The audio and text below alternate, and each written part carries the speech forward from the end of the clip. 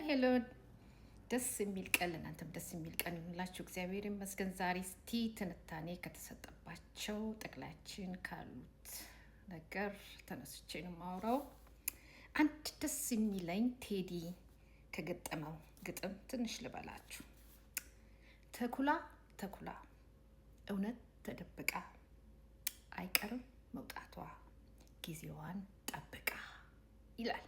በጣም ከምወደው ግጥም። ያ ሁለተኛ፣ አዎ የባህር በር ያስፈልገናል፣ ግን ማን ሰጠው? ማን የሰጠው? ሰነድስ የታለ? ሶስተኛ፣ ህዝብን የሚያጋድል የሚያፋች እርስ በራሳችን እንድንጋደልበት እንድንጎዳበት የተደረገ አሎሌንስ ማን ነው የገነባው? ከየት የመጣ ታሪክ ነው? እሱስ አይነሳም? አዎ ዋናው ጌም መፍረስ ያለበት መጀመሪያ አሎሌ ብላችሁ በሐሰት ትርክት የገነባችሁት ህዝብን ለህዝብ ስታጫርሱ የነበረበት ዋናው ነገር ጌሙን ለመጫወት ከፈለክ እሱ አጥፋው። ያ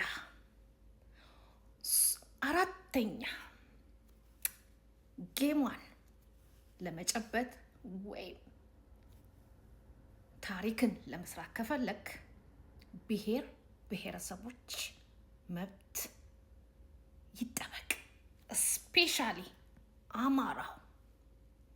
አዎ አማራው ቆዳው ሳይቀር በሐሰት ትርክት እየተገፈፈ ነው።